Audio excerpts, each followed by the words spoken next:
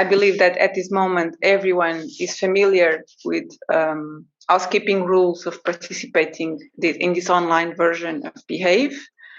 So all participants should have their micros muted at all times, unless speakers that will turn micros on whenever they give their presentations.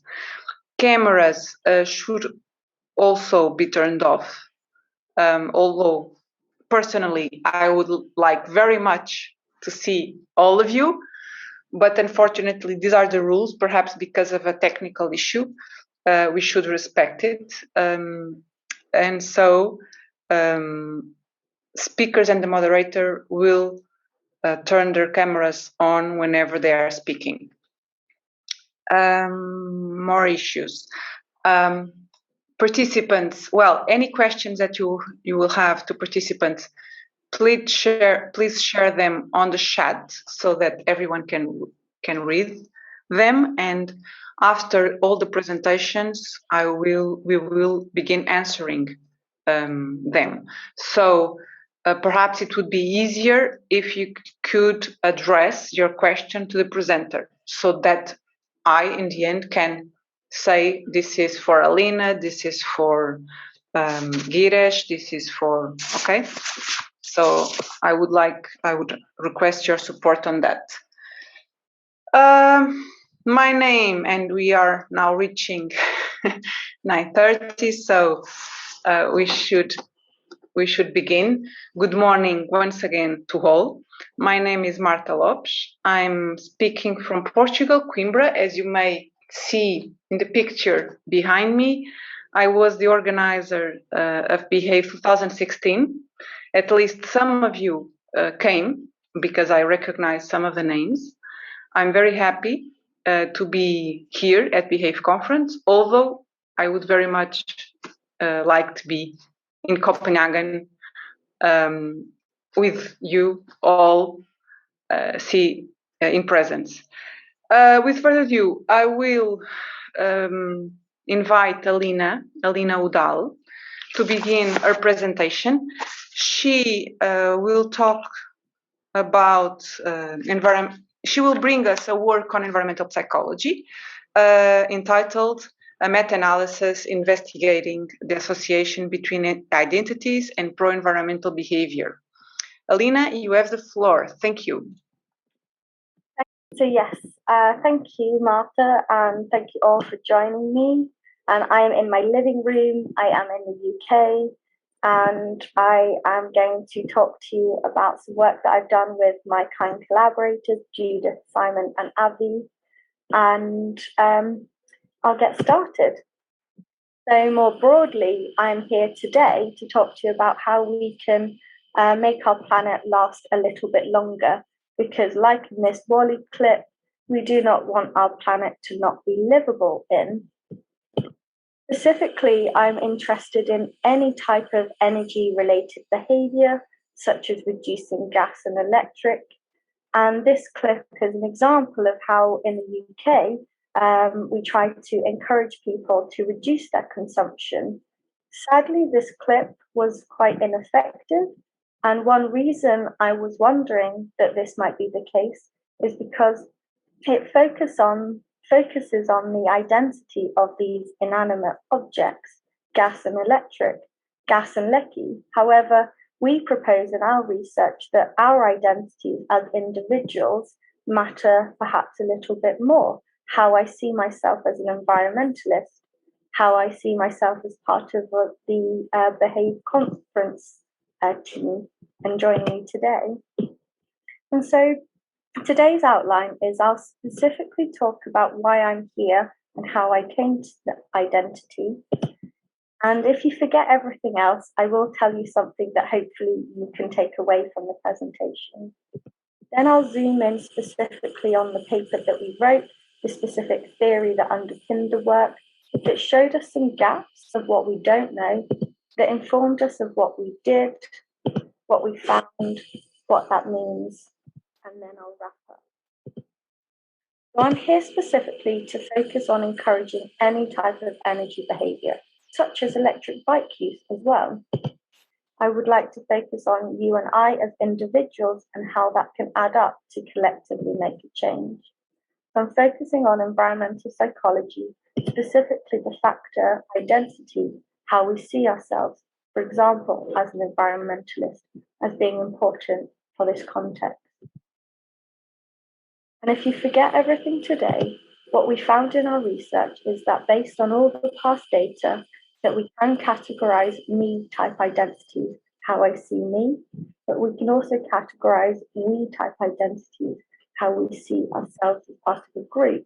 And both are important for positively explaining why we do what we do in an energy related context, for example.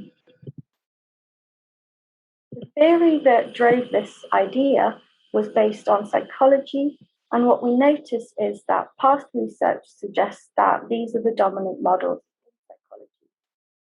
About 7% of behaviour can be explained through intentions, why we plan to behave the way we do.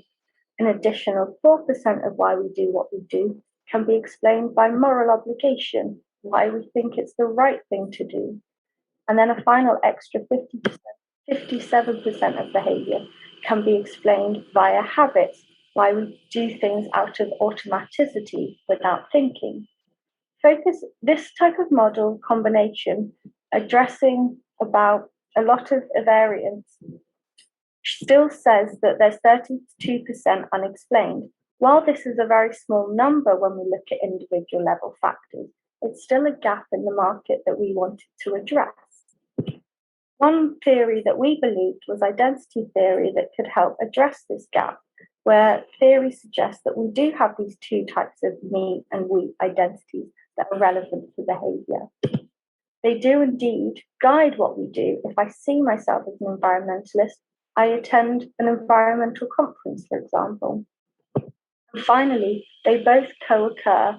Both are important for guiding behaviour at the same time. But what we don't know is if this really is true in the environmental psychology domain. There's a lot of papers that have looked at me and we identity, but none of them have been categorized and none of them have actually tested on an aggregate level if all these identities are important in this context. Also, we wonder if perhaps different types of identity, me and we identities, might be better for different types of behaviour, whereby a me behaviour might be better for explaining personal in-home recycling, versus a we behaviour might be better for explaining why I do things as part of a group, such as attending this conference. Finally, we don't know if samples, for example, might moderate these relationships. In psychology, student samples are often heavily relied on, and perhaps this isn't a problem, but what we want to do is explore to what extent this moderating factor, for example, might influence the relation. In order to do that, we conducted a meta-analysis. To get to this analysis stage of the meta-analysis, what we do is try and identify all the different papers that are relevant in this context by typing in identity and typing in energy-related behaviour and synonyms of that in these search engines. When we did that, we found over 5,000 papers that could be relevant, that we could analyse the data on. When we looked at the title and abstract, we managed to exclude many and were left with over 400 that we looked at for full review. When we looked at the full papers, 86 papers were relevant and over 100 studies were included for analysis. What we found was that we were able to address our first issue, that identity did significantly relate to behaviour, and here is a graphical representation of that. Very complicated slide, so please bear with me. It's represented landscape rather than portrait, so I could fit everything in for you to see. What we have is along the bottom of the screen is all the studies that were included in the analysis. What we have on the right is the effect size. Anything below 0 means if the identity relates to behavior, the behaviour decreases as a result of the identity. Anything above 0 means when the identity is present, it increases the behaviour. The relationship is positive. What we have is the error bars here, and when these cross over this dotted line, which is 0, that means the study was insignificant. However, even though these error bars are really, really big, they do not cross over 0, and this study was significant. What you see is there's big blobs here, which represent many participants were in that study, whereas there are small dots here, which means not many participants were used in that study. And depending on the participant size depends on how much weight is given to that, which then is used to make an overall effect of all these studies, which is here. And on an aggregate level, we found identity related to behaviour. This is above 0, the error bars do not cross over, and is represented here plus 0.34, small error bars, significant, and this is the output that we had. Further details of the analysis and what we did, please look at this paper. What we found was also a congruency effect. Me identities were better explaining me type of behaviours, as well as we identity and behaviours being better.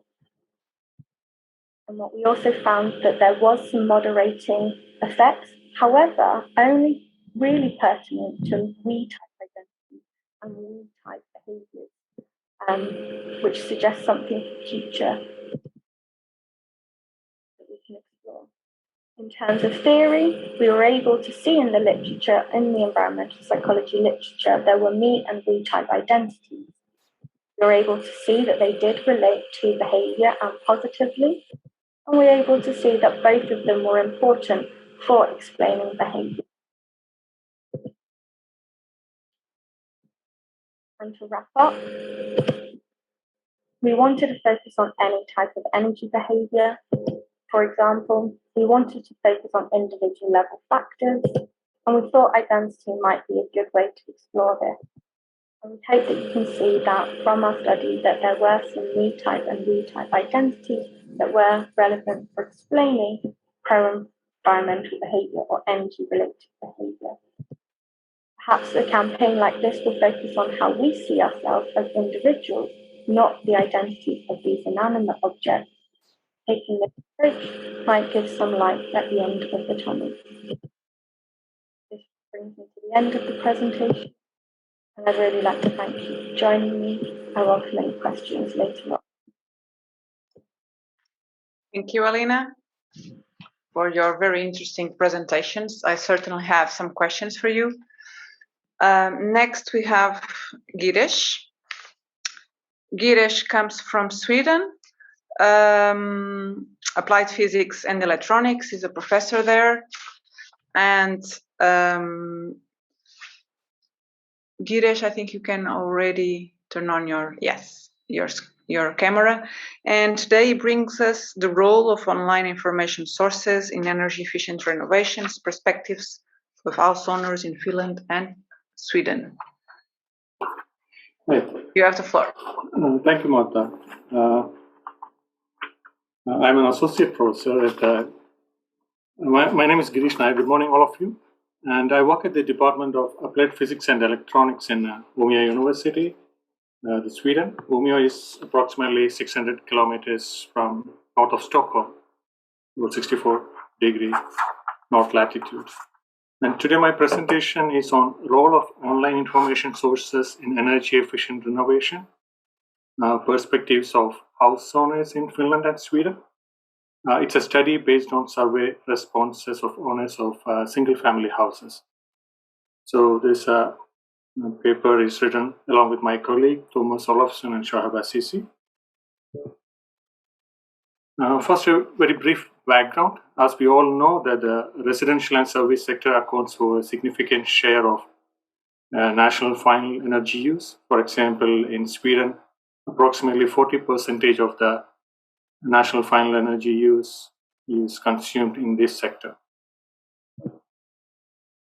And Sweden has approximately 2.08 million single-family houses, or detached houses, which constitute roughly 42% of the total building stock, while Finland has approximately 1.16 million single-family houses, which constitute 75% of the total building stock in Finland. So the new buildings are relatively more energy efficient. However, the new buildings are added to the existing building stock very slowly. For example, if I take Sweden as an example, the average annual rate of construction of new dwellings in Sweden is approximately 1%. So it is important to significantly reduce the energy use in existing residential buildings. Then one has to target these type of detached houses, which constitute a major share in the energy use. And in the case of a single-family houses, house owners are sort of independent decision makers, and their decisions to improve energy efficiency of their buildings are more often an optional decision. And hence, single-family house owners constitute an important actor in the efforts to reduce energy use in the building sector. And one of the barriers, as we know, for the energy efficiency gap is the information or the lack of information. At the same time, it is important to know which source of information the house owners will turn to so as to reach them with information on energy efficiency measures through those specific channels.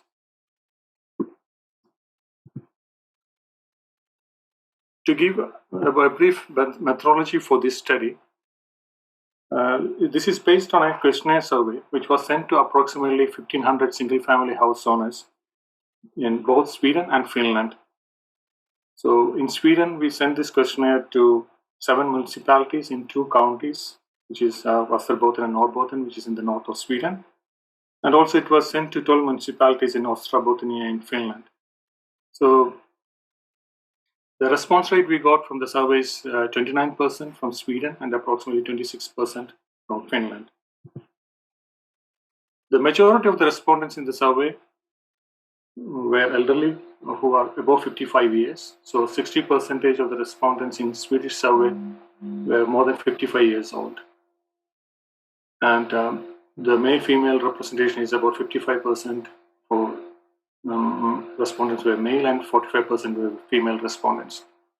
While in the case of Finland, approximately 76% of the respondents were above 55 years.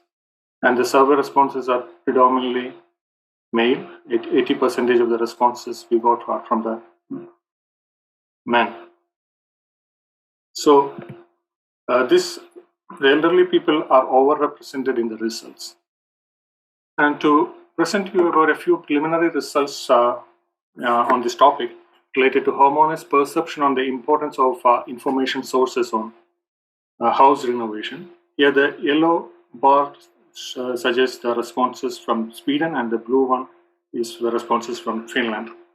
So the craftsman, which includes carpenters and installers such as window sellers and installers, was found to be an important source for majority of respondents in both Sweden and in Finland.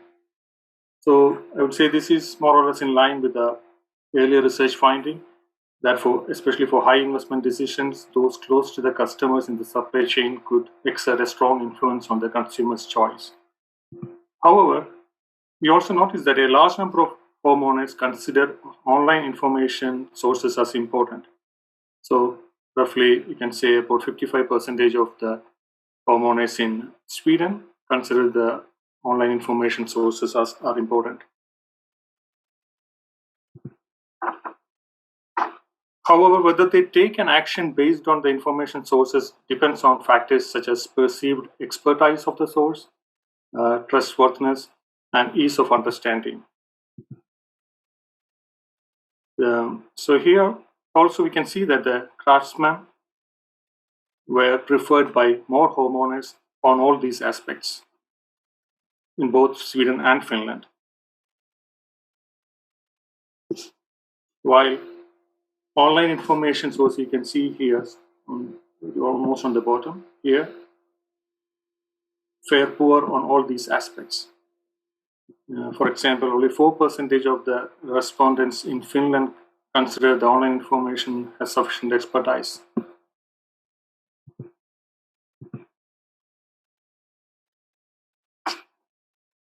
So we asked about the perception on usefulness of various aspects in online information. They suggest that the contact information of the relevant companies they would like to have in a website which provides information for energy renovation.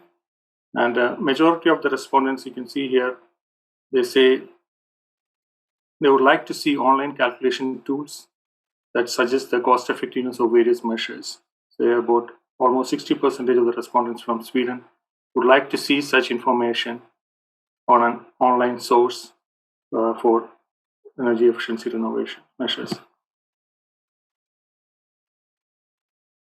So when we asked about the effectiveness of various options that could possibly make the people interested to use online information sources, the response pattern also in both countries looks more or less similar, and people would like to see a regular updates on an online information source related to various measures related to energy renovation, and of course they would not like to see any commercial advertisement, maybe because they may think that this information source could be biased then.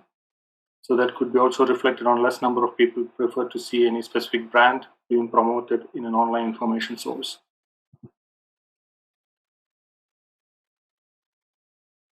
When asked what will make people interested to use dedicated online information source on energy renovation, they would suggest that they would like to have a search function which would help them to navigate through various information in a site. They would prefer almost more than 80%, 85% of the Swedish respondents would like to have a search function which helps them navigate to various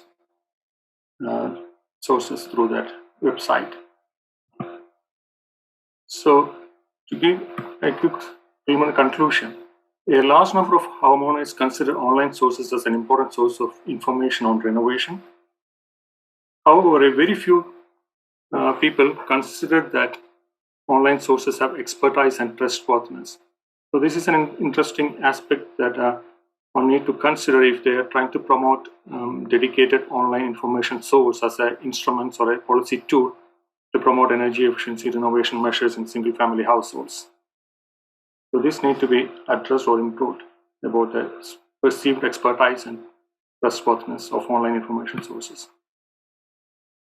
And a large number of homeowners consider it is useful to have calculation tools and also like to have contact information of the relevant companies in an online information source. And for the people to consider the website to be effective, website on online information on renovation to be effective, it should have a search function which is easy to follow and a good structure.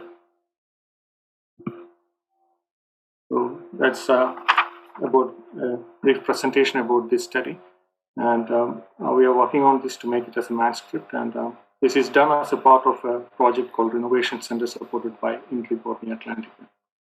Thank you. And thank you, Gireesh. Right on time. Thank you so much. I would like to remind all participants that questions are very welcome to all speakers. So please leave them in the chat. Okay. Next presentation is mine. Although I would like to present in the end, I cannot change the order of presentations. So I will proceed and share my screen. I bring you basically a teamwork. I bring you a presentation on the role on energy and behavior and a multi-faceted perspective towards low carbon future. This work was made by me, Carlos Engler and Tunes, and Catherine Janda. Well, basically, as I think you have been seeing at Behaviour conference, and we have had the opportunity to see with these two colleagues before me, people are very much in the center of the energy system, and most approaches basically have been focused on residential sector. We will also see today a few more in this session, a few more presentations demonstrating this. There are a lot of approaches on the residential sector, and this is the emphasis of most research on this field. But we all know, I think, that transition to a low carbon systems requests for greater involvement from people. And, but energy, well, I think, at least I'm assuming that all of us participating in this session are researchers in this field. All of us know that energy has a human, but also a technical dimension, and they are very much associated. So Paul Stern, among several researchers all over, say, and they strongly believe that we need multidisciplinary approaches to address energy behaviors. We have, me, Carlos, and Katie, we have addressed in this project energy behavior in a broad sense, not the individual perspective that, for example, Alina has brought us, but energy and behavior in this project was seen as the role of people, organizations, and even technology can have in energy use. And so people in the sense could be individuals, could be groups, or society. We also believe that this multidisciplinary perspective is needed to fully understand and even to engage people in the energy system. So basically, what have we done? And I'm presenting this work to you. We have brought together, and perhaps I will swap my slides. We brought together a group of authors from all over the world. These are their faces. And we invited them to write a contribution to an edited book. And the aim was to show and to highlight this diverse perspective on energy behaviors and how they complement, these perspectives complement each other.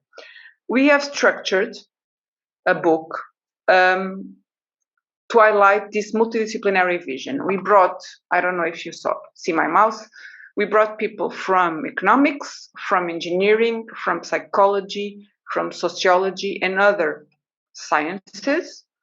We have asked them to address sectoral perspectives, not only the residential sector, but also services, the industry, the role of behaviors in industry, the mobility, the transport dimension, energy communities, and cities perspective.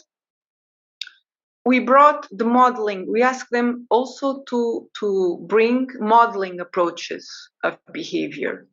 Energy consumption patterns and data mining were brought, buildings performing simulations were brought, agent-based modeling of behaviors were also a topic that were brought to this project, and preferences, individual preferences elicitation was also a topic that was brought to this project. And finally, interventions and policy. What interventions are out there addressing behaviors, promoting behavioral changes, and how have policies all over the world addressed this topic?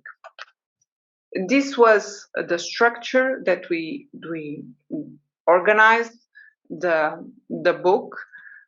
All these fantastic authors have contributed, and I bring you today the main findings. For those that haven't yet found this book around, I brought you the main findings.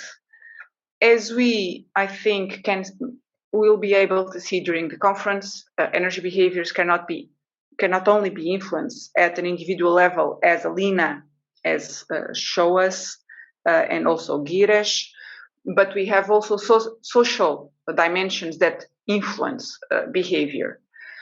And then there is something that I think we should be aware and remind ourselves, that each one of us, depending on the background we have, we will address behaviors on different perspectives.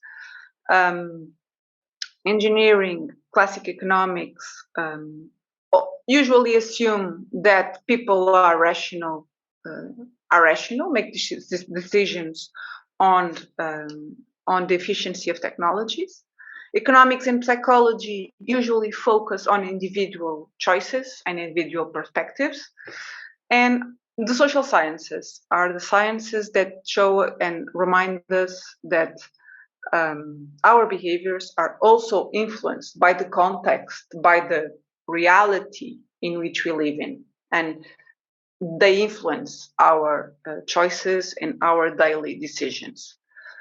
From the main conclusions, and my presentation is brief, we realize from all contributions that over time, policy strategies have mainly focused on technologies, regulations, financial incentives, and information, which are perspectives strongly influenced by individual focus. From the review on behavioral interventions, we also found out that most promising actions and behavioral change interventions are those that maximize the technical potential, which is the amount of energy that we can save with that action, with the behavioral plasticity, which is the capability of changing behaviors. Moreover, energy systems need to be considered as a whole. So we need, as also intervenants in this problem, we need to move beyond the usual perspective that we have, and me as an engineer also tend to go in this approach, but we need to change from this approach, which is we need to redesign, we need to move beyond redesigning individual technologies or expecting people to change behaviors. We need to look at the system as a whole. We need to, and I think results have been presented, at least in this book, and other works have been presented that demonstrate that we will reach more efficient behavioral changes when maximizing co-benefits to society. An example is, instead of trying to make people change mobility patterns because of energy efficiency, let's try to make people change mobility patterns because of air quality of life. This is just an example. Another important conclusion is that we cannot do it alone. So researchers need to work with practitioners from real world, need to work with policymakers, and modeling. Well, modeling can be a very useful tool because it will give us insights before we put interventions in the real world to test. So basically, I will leave you with these conclusions. I would like to invite you to check this work, look at it, read it, and I'll be available for further questions. And I don't know how much time I spent because I couldn't have a watch. Sorry.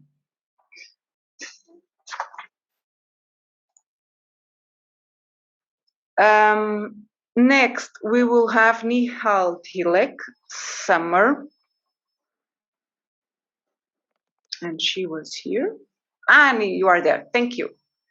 Nihal, Could you please check your sound? I'm not listening to you. I'm hearing. Okay. Thank you. Thank Please you. share your screen. Okay. You can proceed. Thank you. Thank you. Good morning. My name is Dilek. I'm a PhD student at Hacettepe University, Department of Environmental Engineering. I'm going to present you my PhD research about the impact of occupant behavior on residential electricity consumption. Here is the list of my presentation contents: introduction, background information, and literature review, methodology, results, and discussion. On this slide, you can see the global and Turkish electricity consumption between 2008 and 2018. In the last decade, the global electricity consumption has dramatically increased by 29% globally. In Turkey, the electricity consumption has increased at an average growth of 59% in the last decade. The residential sector constitutes about 20% of the global electricity consumption. Similarly, the residential sector percentage of total electricity consumption is 19% in Turkey, and it has increased by 27% last decade. Because of the large proportion of residential sector in total electricity consumption and potential for reducing pollution that is emitted from non-renewable sources of energy, makes it crucial to discover about reducing ways of residential electricity consumption. At this way, not only appliances efficiency, but also occupants' behaviors is an important factor influencing the amount of electricity that can be saved. One of the attempts to slow down this increase is applying energy efficiency measures, and the other one is implementing energy conservation behavior measures to reduce household electricity consumption. The intervention strategies, such as providing information, are some of the measures used to change the energy consumption behavior of the households. In this study, the effect of energy conservation education on the household's electricity consumption behavior has been examined. One way to examine the effect of energy conservation education is metering, but this way is hard and very expensive. Modeling is another way, which is easier and cheaper than metering. These analyses have been conducted using a modeling approach in this study, but before this, I'm going to provide you some background information and summarize some previous studies on this topic.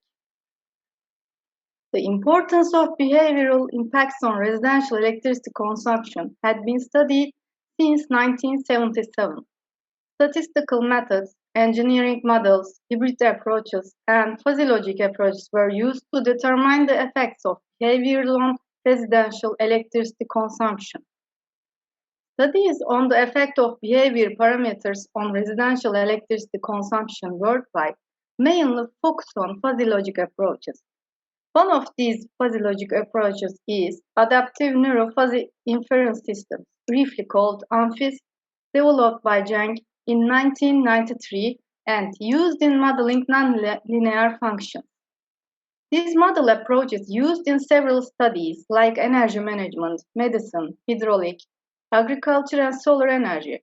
However, it hasn't been applied before in the electricity consumption behavior studies.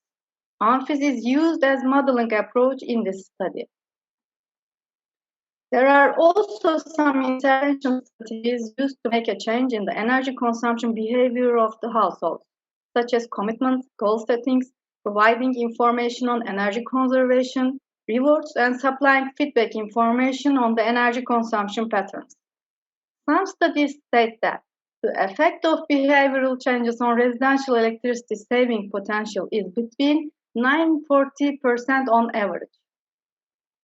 In this study, surveys are conducted at 100 households in Yalova, a city located in northwestern Turkey near the eastern coast of the Sea of Marmara, whose population is about 150,000. These surveys are designed to gather detailed information on electricity consumption behavior, economic and demographic data of households, and the appliance characteristics. Monthly electricity consumption data of households were obtained from the relevant utility company. In this study, the intervention strategy chosen to provide is face-to-face education on energy conservation. The intervention program is applied to 50 homes whose electricity consumptions are relatively higher than the rest. In addition, a brochure that summarizes some major electricity conservation measures those can be applied easily at homes is prepared and provided to the households. In the next step of the study, the electric consumption data of these homes for the months after the energy conservation education have been compared with the same months of the previous year in which an intervention was applied to these homes. Now, I'm going to inform you about the model used in this study. An ANFIS model, one of the leading artificial intelligence techniques, is a fuzzy logic system adapted to artificial neural networks. With this hybrid learning algorithm, ANFIS uses the if-then rules of fuzzy logic and the input-output structure that reflects human knowledge. It has a 5-layer feed-forward neural network. The first layer, called the fuzzification layer, that blurs input variables using membership functions. The second layer is a layer of products that fuzzy operators apply to calculate the previous part of the rule, performing the end-binding operation in the previous rule to identify the corresponding firing power. The third layer is a normalizing layer, which performs a normalization process to deliver the normalized firing strength. The fourth layer is called the fuzzifying layer, and the fifth layer's outputs have crisp characteristics, or the outputs of the model itself. On the slide, the screenshot of the MATLAB model I developed to integrate the research data into the model. My research data set of consisting 100 by 74 matrices was processed at the ANFIS model developed at MATLAB. 75% of 100 variables have been processed as the training data, and the remaining 25% as test data. A total of 23 parameters are processed as input data developed from the responses of the surveys. The monthly electricity consumption is taken as the output data. Electricity consumption data of homes for the months after the energy conservation education have been compared with the same months of the previous year in which an intervention was applied to these homes. The statistical analysis of monthly electricity consumption of the homes that provided face-to-face energy conservation education showed that there is a significant decrease in electricity consumption on these homes. These results present that significant electricity savings can be achieved in household electricity consumption through energy conservation education. As a result, it can be said that the decrease in electricity consumption is generally higher in homes where energy conservation education is provided compared to those homes without provided energy conservation education. However, the effect of energy conservation education is significant in the first month, and in the following months, the effect of this intervention strategy gradually loses. And the developed ANFIS model's prediction performance is found to be in the acceptable range. ANFIS model training dataset root mean square error is calculated at 0.038, which means that the developed model is well trained. And testing datasets mean absolute percentage error is calculated as 22%. This situation shows that the prediction performance of the model is acceptable. Thus, the model results reveal important information on the effect of occupant behavior on residential electricity consumption. It can be concluded that the ANFIS model is suitable to be used for determining the effects of behavior on residential electricity consumption. This modeling approach has presented various advantages, such as providing a practical solution with a few input variables and creating the rule set by the system based on the available dataset without the need for an expert opinion. In this study, an intervention method in the form of face-to-face energy conservation education is provided to 50 homes.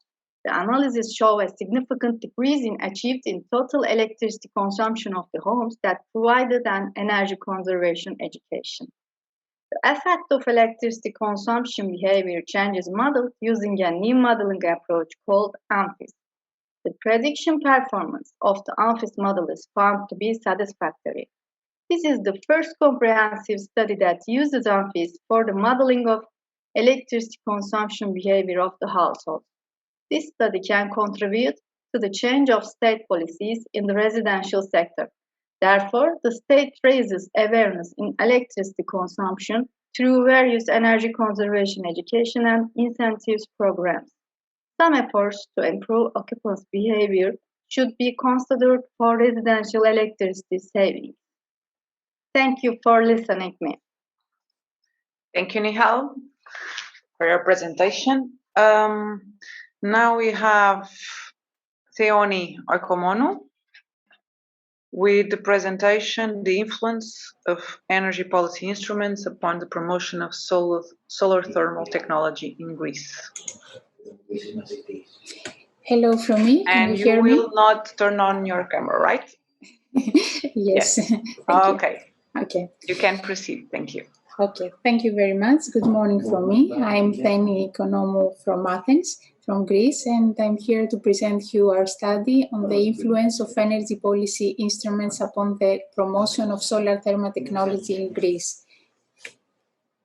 So in order to reveal this influence, we will start with the objective and the solar thermal market in Greece, and then we will present the methodology that we have followed.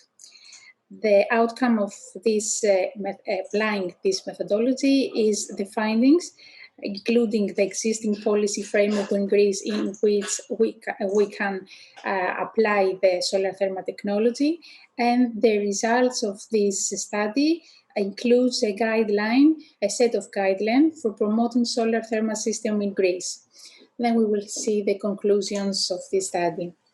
So the objective of the study is to examine the existing solar thermal market in Greece and also to study and elaborate the existing policy framework in Greece. So we will study the market and the policy framework, but not only in Greece, but also in other European countries. This work is done in order to identify the potential of promoting solar thermal technology through the application of appropriate solar policy instruments. And the main outcome of this study is to set a guideline for policy instruments that could change the citizen behavior towards the use of solar thermal technology. About the solar thermal market in Greece. In general, the solar thermal systems are categorized at the non-concentrating solar thermal system for low and medium temperature and the concentrating for medium and high temperature. In Greece, going on the other side, regarding the concentrating solar thermal systems, there are not any commercial facilities available, but there are some pilot solar thermal installation, concentrating solar thermal installation. This is expected to change the small commercial level facilities because there is a national target for 2030 to set a 260 gigawatt-hour electricity production from concentrating solar thermal technology. On the other hand, the solar thermal market for the low and medium temperature is in very good position. We can see it's 3.2 gigawatt thermal in total, which corresponds to about 4 0.5 million square meters collective area. And as we can see in this figure, Greece is ranked in the third place in the EU countries, both in total solar thermal capacity in operation and in total capacity per capital. We have under consideration the number of the population in each country. When it comes to this distribution by technology, we can see here all European countries, and you can see for Greece that the main solar thermal collector category in Greece is flat plate collector, corresponding to 99.5% of the total market. So we can see that we are in good position, but only in one specific technology. So the methodology that they aim, as we can say, is to provide specific recommendation on how to promote solar thermal energy in Greece. In order to achieve this objective, we have studied past and ongoing policy strategies, and we have also found and studied barriers that prevented the dissemination of solar thermal system, and we have identified recommendation on how to overcome them, and we have also studied best practices applied in other European countries with high penetration factor, ranked in high places in the figure you can see here. Yes. Okay, about the findings of this study concerning the existing policy framework in Greece, we have come up to the conclusion that the Greek policy instruments for solar thermal market deployment are limited and mostly addressed to renewable energy sources technologies and not directly to solar thermal system. This policy instruments framework includes regulatory framework, incentives, and funding opportunity, aiming at promoting sustainable energy behavior.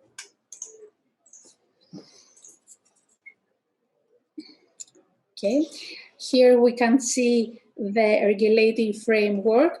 We have chosen certain laws in which solar thermal technology can be applied.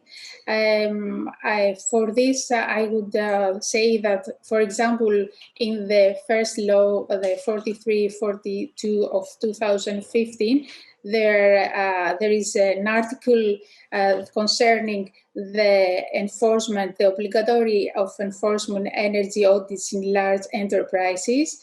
Also, in another article, there is introduction of energy efficient schemes.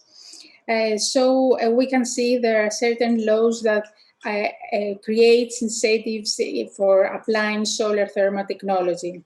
Also, there are other instruments more market-oriented.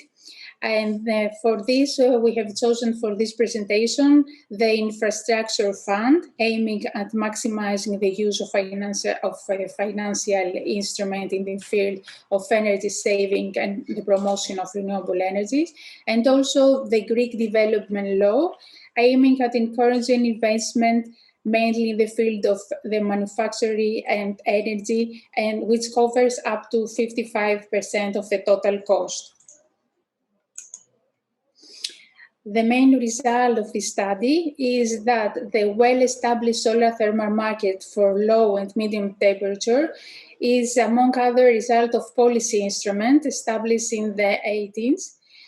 This included several successful market campaigns, fiscal incentives such as low interest loans, tax the credits. Also, we have come to the conclusion, the result that the vast majority of the installed system in Greece are thermosiphon system for domestic hot water production. It's the simplest type, yet very efficient type of technology. And if we want to have an expansion of the promotion of solar thermal technology in more complex systems, for example, for the application of heating and cooling, solar heat industrial processes, electricity production, we should implement, we should set proper national policy instruments. Our study resulted in a set of guidelines for promoting solar thermal system in Greece, which includes that there are certain national energy targets that are mentioned in the Greek National Energy and Climate Plus, but these should be very specified and not be in general. Also, best practices in other countries should be studied and adopted in Greece. And more financial supported programs should be established for complex applications such as the heating and cooling and electricity production. Also, implementation of market-oriented financial support scheme should be established, which could include several measures as tax credits, exceptions, and interest rates, and so on. Other measures that are successful, such as the implementation of energy audits in large enterprises, we propose to be set for all size enterprises. Also, we suggest that there should be a policy instrument tackling the energy poverty in Greece in order to achieve economic and social cohesion. One other guideline is to provide several pilot installation under specific market strategies in order to be able to anticipate the replication of this intervention. About the conclusion of the study is that the policy instruments should aim to change the behavior of end user towards adoption of solar thermal application. Current policy framework does not applicable to the solar thermal technology, but as you said, it provides possibilities for intervention in the field of the policies for renewable energy in general. It is important to identify and disseminate policy, the best practices and the successful policy instruments. And as we said, we have these guidelines for specific measures to be applied. I would like here to say that this work was implemented under the framework of the European project INSEEP, Integrated National Research Agency on Solar Heat for Industrial processes, which has ended last December, but the website is available and you can see the results of this European project. Thank you very much for your attention. Thank you, Theoni, for your presentation. And we will move now to Emily Schulte, our final presenter, with the determinants of residential photovoltaic adoption intention and meta-analysis. Emily. All right. Thank you for the introduction. I'm presenting our work on the determinants of residential photovoltaic adoption intention, and we also performed a meta-analysis, as did Alina, on a slightly different topic. And I collaborated with Mr. Fabian Scheller, Daniel Sturt, and Thomas Bruckner. So why do we perform a meta-analysis on the residential PV adoption intention? So first of all, residential PV systems are an important means to decarbonize the residential sector, as we all know. So there is a lot of research going on, and many researchers try to understand why people adopt a photovoltaic system and also why they don't, because we try to push them further into the market. So I started diving into this literature body, and I realized that there's many different theories being used in the different studies. There are different predictors that researchers employ. There are different dependent variables such as interest, intention, willingness to pay, real adoption.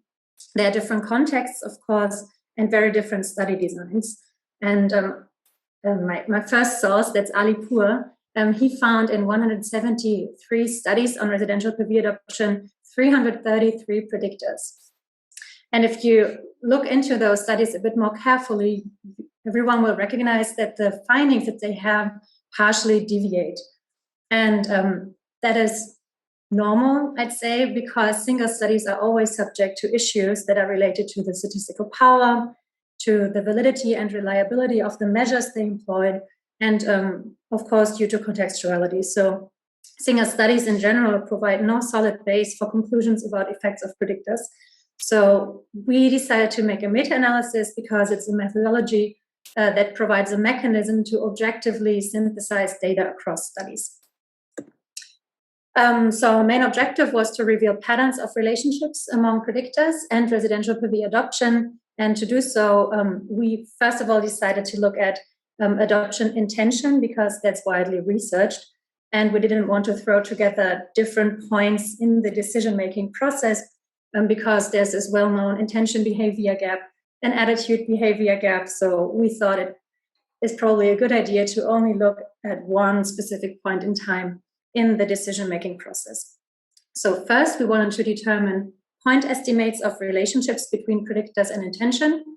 Then we wanted to assess the suitability of an extended theory of planned behavior framework, as the theory of planned behavior is the most commonly employed theory in this context. And then, of course, also derive some implications to enhance the future aggregation of scientific evidence in this field. What did we do? We used another methodology as Alina did. We used meta-analytic structural equation modeling, also because our objective is obviously different. So MASEM is a mean to synthesize and then also analyze the systematically selected literature. And we also began with the literature research and the literature selection. You can see the flow diagram here. After duplicate removal, we had 653 records. Then we performed a title screening, abstract screening, and full text assessment. And we found 24 papers that were homogeneous enough to be meta-analytically synthesized. But unfortunately, most of them didn't report correlation tables, which is why we couldn't include them.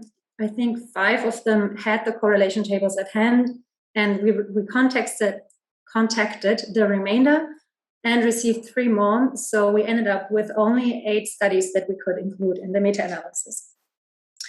Then we coded the literature and pooled correlations. And I brought you a little example of how it then looks like, because you have to imagine that we had then 8 correlation tables and we had to pool each intersection had to be pooled. Like here, this little table, it shows the input table for the correlation between predictors and intention. So it's like the first column of the correlation table. And you can see here that from the 8 studies that were included, 7 had a correlation between some environmental concern related variable and intention. Only 4 had a correlation between something like novelty seeking, innovativeness, and intention, and so on.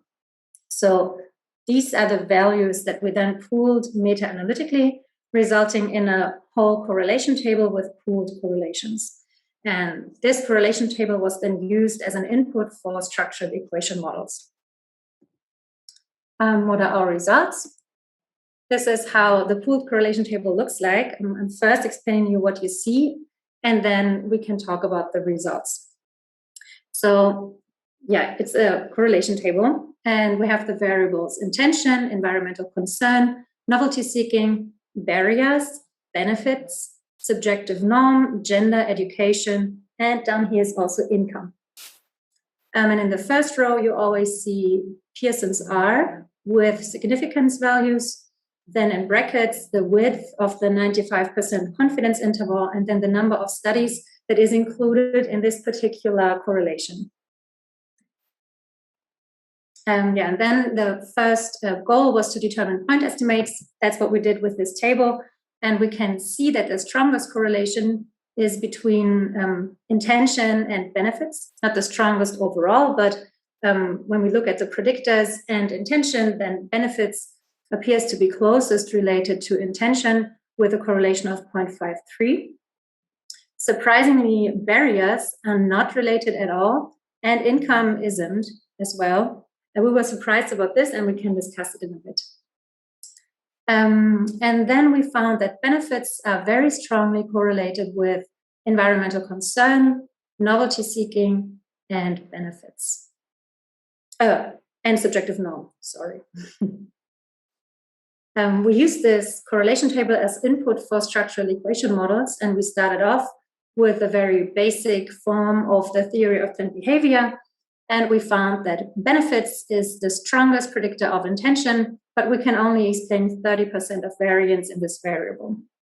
What we can also see is that barriers, again, are not significant. And although subjective norm was correlated with intention, it was also correlated with benefits. And you can see here that the unique variance explained by subjective norm is very low. Then we added environmental concern and novelty seeking at different points in the causal chain, first as direct predictors of intention, and then as predictors of benefits. What didn't change the explained variance in intention a lot, but we found that we can explain a very large share of the variance in benefits that was even larger when we added the subjective norm as antecedent of benefits. And we can see here that subjective norm appears to be, or the effect of subjective norm appears to be mediated by benefits, as the direct effect of subjective norm on intention was quite low. So overall, we found that the theory of planned behavior is useful to a limited extent to explain intention, but it's pretty useful, the adjusted version is pretty useful to explain benefits. So we suggest to use a slightly modified version of the theory of planned behavior in the future, where attitudes, this typical theory of planned behavior construct, is operationalized as benefits to have a clear distinction to barriers. And we suggest to add explanatory variables for benefits that should or could include environmental concern, novelty seeking, and subjective norms. Coming to some problems, plausibility, and propositions. The major problem of our analysis is that we have a very small study sample, which is caused in the heterogeneity of the literature body. So we couldn't include more studies, which is a pity, because in the 8 studies that we could include, we didn't have a consistent use of predictors, and we had very different contexts. And if we had a larger study sample, we could have performed moderator analysis to try to understand whether the context really matters, if it's the presence of, for example, some policy measures that is affecting the influence of income on intention, for example. But that wasn't possible, unfortunately. So overall, the analysis has a quite limited informative value. I think I'm skipping the plausibility discussion a bit because I'm already quite deep into time. But we thought that it's not very plausible that income and intention is not correlated, and that barriers are also not correlated with intention, because the adoption of a PV system requires quite a high amount of money in the beginning. And it's also subject to many barriers, such as that you need a suitable house, there's information barriers. So it didn't seem that realistic. But we couldn't dig deeper into the reasons for the insignificant correlation between barriers and intention, because we had an outlier in our study sample, but they didn't provide information about the items that they included. So we don't know why they had a slightly positive correlation between barriers and intention in their study. For future research, we have some propositions. That was also a goal from our analysis. And we also know, and I also know, that it's quite tempting to have a very unique and very individual new study and to find out something very new on, for example, photovoltaic adoption. But yeah, a systematization of research is crucial to have more meaningful derivations, because we can only aggregate studies that are homogeneous to at least some extent. So we suggest to you to try to use consistent predictors, try to use consistent measures for adoption, collect some important contextual variables, such as the presence of low or medium income policy schemes and to comply with reporting standards, and just give the reader the chance to have some basic statistical insights, for example, mean, standard deviations, and the basic correlations, the bivariate ones.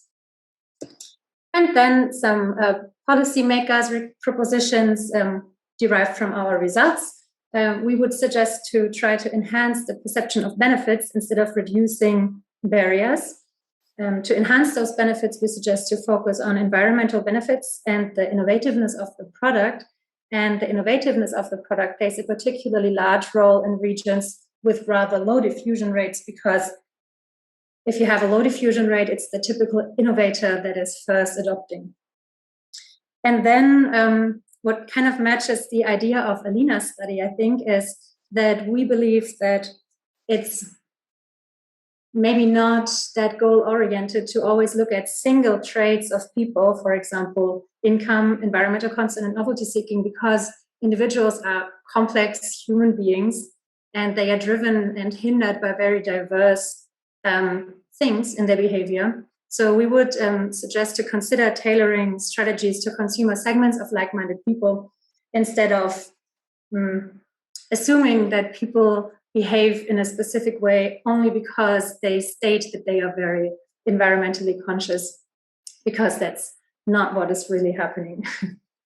Yeah, that was it. Thank you for your attention. And yeah. Thank you, Emily. And now the questions and answers moment.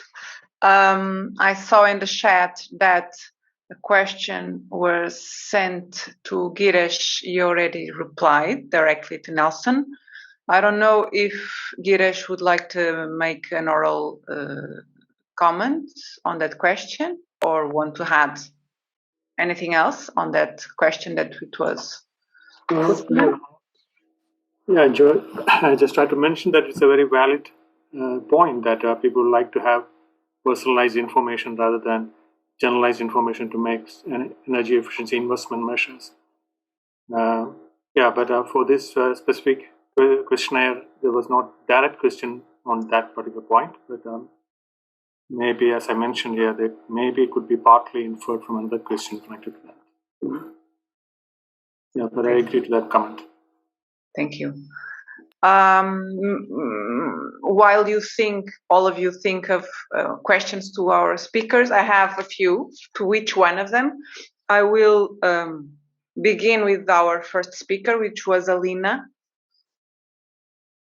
I will ask her to turn her screen so we know. You were there. I wasn't sure. I thought I'd wait. When screens are off, we never know. Alina, I have a question for you. Because I was very curious to learn more about identity. Was your study developed in a residential environment, or is identity also relevant in a work environment when we, in an office, for example, when we study behaviors?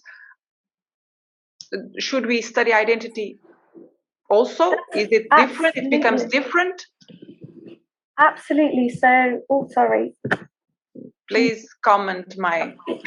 That's a really good point. Actually, that's something a little bit slightly different to Emily, that I was a little bit very inclusive. So when I used the word identity to clarify, I literally included any paper that claimed to measure the concept. And that could have been within, as an individual at your home, but it could have been, I did see there was like a worker identity, there were these sort of employee identities. And the main purpose that I sort of did was just to check if the overall concept significantly related to the overall concept of any type of energy-related behavior. That could have included in-home lighting, but that could have included workplace lighting, for example. Can I just break in? I'm so sorry to interrupt, but I just want to remind you we are 5 minutes late and I think you need to wrap up. Okay? Oh. Yeah, it's time to go to the main room. Otherwise we won't have time. So Okay, sorry to interrupt. My apologies, but the schedule I had, it was not that one. Perhaps Yes. Are you from organization? No, it's Antoinette. Sorry. I can see you join session 4B. So if you can assign yourself to session 4C, please, because you're in the wrong session right now. Well, I just want to remark that that it's time to go back to the room, to the main room. Okay, but okay. No worries, Marta. She was mistaken. She was in the wrong session. Please continue with your Q&A session. No worries. Please clarify. We have till you're 12. Yes, right? you're right. Mine 11. Thank you. That was so confusing. Alina, I don't know if you have anything else to add to what. That was actually, she was good timing because she made me be more succinct. But yeah, in essence, it applies absolutely everywhere. And if you want to, I wrote in my PowerPoint, there's a paper linked to a systematic review. And I actually write all the identities that have been studied. And you can actually see the different ones and how they match up to different behaviors if you're really curious. And thank you for asking the question. I will leave it to the floor of other people. Thank you. I don't know if anyone else has questions. I will move on to the next speaker with a question. Now it's for Gireesh. Excuse me. Emily, sure. Yes. Can I just jump in? Because I was wondering, Alina, sure.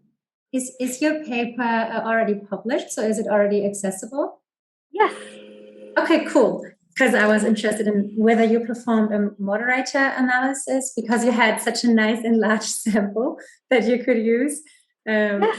Would you like me to send you the link in the chat? Yes, please. That would be a great idea, Alina. Direct. Yes. Direct connection. Yeah, that sounds perfect. Yeah, thank you. I'll do that. I will turn my camera off as well, so I'm not being rude. I will. Okay, Gireesh. Perhaps since Gireesh had already a question, Gireesh, I will move to Nihal. Is Nihal in the session still? Yes, you are. Quick answer, Nihal. You made a study on Turkey. I realized that you quantified the amount of savings and compared 1 year and afterwards. Were the results normalized because of climatic and other kind of influences? Because energy consumption change from one moment to the other because of several reasons, including weather. Yes, I analyzed the meteorological weather data, and I compared. I mentioned the months before and after. I compared them for meteorologic data. They was similar, so I didn't take another. I made exceptions for the. I haven't done any. I think I will write to you if you want. You haven't found any differences regarding weather? Yes, yes. Have I understood? Right. Okay. Now I've understood. So there were no influences on that matter. Okay. Not too much. Yes. Okay. Thank you. Understood. Thank you. Theoni, and now we go to Greece. That's the beauty of being online. Now here I am. Theoni, thank you. You talked about solar thermal, and I was very curious. I understood that the Greek government is providing support, financial support, to the implementation of solar thermal, right? The truth is that they don't apply policy instrument in the solar thermal technology, but only in the renewable energy technology. And this is the main goal of this study, to try to identify which specific regulation on the renewable can be applicable for the solar thermal technology. There is no directly, as it is in photovoltaics, there is no directly regulation on the solar thermal technology. Okay, so there there is applicable regulation on the renewable in general that can be applied also in solar thermal. So there are not yet financial incentives to install solar thermal in Greece, or are there? No, there are, but there are adopted in general regulation on the renewable energy sources. Okay. How is the participation? Do you have any data regarding the amount of projects that have been supported? Yes, and what kind of? Sorry for interrupting. So these chains during this period, they're ongoing 4 or 5 funding programs, but they have, due to the COVID period, they have gone behind. So in our paper, we have listed these funding programs, and also there are the European programs, as the one that I have presented in the Horizon 2020 or the Europe Horizon programs, in where each organization can find some topic that can apply a specific program to be funded for the solar thermal technology. Okay, thank you. We have now a question to Emily. Nelson is asking, oh my God. Nelson is asking, what do you say about environmental factors? Are you watching the chat, Emily? Yeah, as far as I understood, he was asking whether economic benefits matter too, or if it's just environmental. And I think from our study, we can't really make a real conclusion about this because we had to group all kinds of benefits under one construct. We just grouped, for example, financial benefits, autarky benefits, environmental benefits. They are all subsumed under simply benefits, because if we had made a more fine differentiation between those, then we couldn't have, or we would have had even smaller sample sizes and even less statistical power. So we grouped them all under one, but we handed in some paper about it, and I have the supplementary material and all ready. So you could have a look into the explicit variables that they researched in the single papers. And I think financial benefits were mentioned only twice. So surprisingly, it's not something that is regularly looked at. I have a question also for you, Emily, because there is a European survey on attitudes. And I was very surprised when I read it and saw that there are very different attitudes of Europeans regarding energy issues. So in your study, have you, I know that it is a meta-analysis, it has its own methodology and approach, but how was this context? Because since Europeans have different perspectives and attitudes towards energy, how is this kind of regional differences considered in your study? So it is considered in the way that we, of course, reported where the studies have been conducted.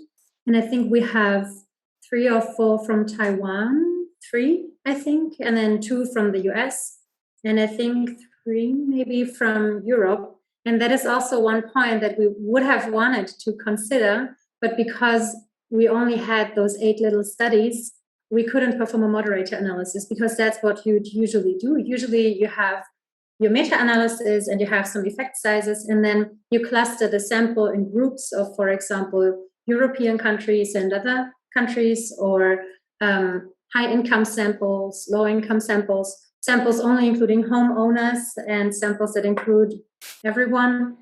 But we couldn't do that because the literature was so heterogeneous that we could only include 8 studies. which is the main drawback of the meta-analysis. Okay, thank you. Thank you for the question. We still don't have further questions, so I have time to ask my questions to Gireesh, which before I was trying to skip. Gireesh, I'm sorry I missed when did you have developed your study? Was it before the pandemics or during the pandemic? No, it was before. It was before pandemic. It was sent during spring 2017. Okay. Because I was wondering if looking information online was already influenced by this context that we now live. And this also, just to add to that, the responses, like it was overrepresented, the elderly people. But when we did a further analysis, we found that the youngsters in the age group of 18 to 45, they tend to use more online sources compared to the general sample size in our survey. So we are trying to explore more details from this study. I have following questions. First of all, is whether you know the work of Katie Janda on the middle actors, like the craftsmen that you spoke of, the role that they have in providing advice to people who want to do the refurbishments. And then this is a specific question.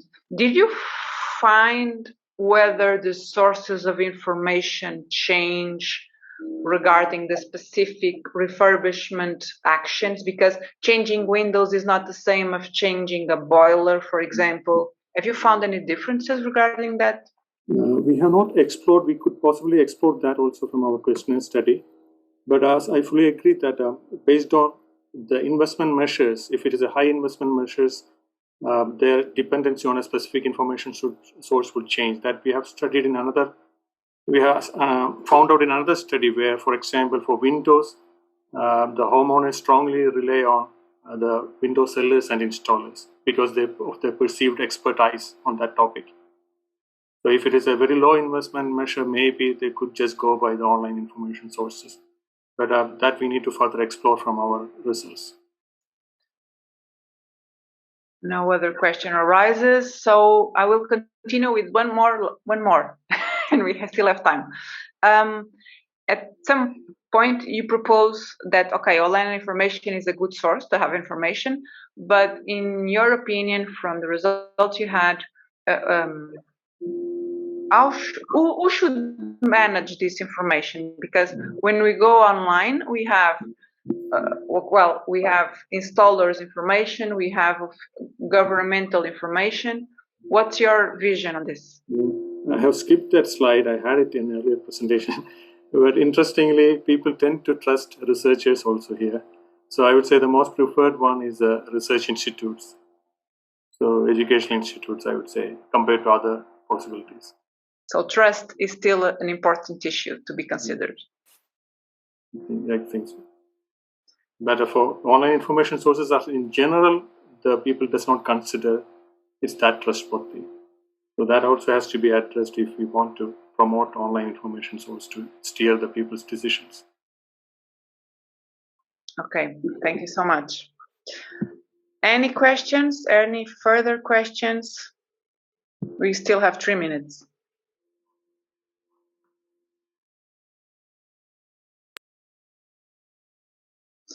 Well, if not, I would like to thank you all, participants, speakers, for this great session. And well, yes, and we are turning our cameras on. Great, fantastic. Thank you for that. Thank you all, participants and speakers, for being in this session, for making it a very interesting one. And well, I would like to see you in the coffee break and lunch rooms, but unfortunately it's not possible. Let's meet again in the next section. Have a great lunch. Okay? We'll meet after lunch. Thank you very much. Bye. Goodbye. Thank you so much. Thank you. Bye.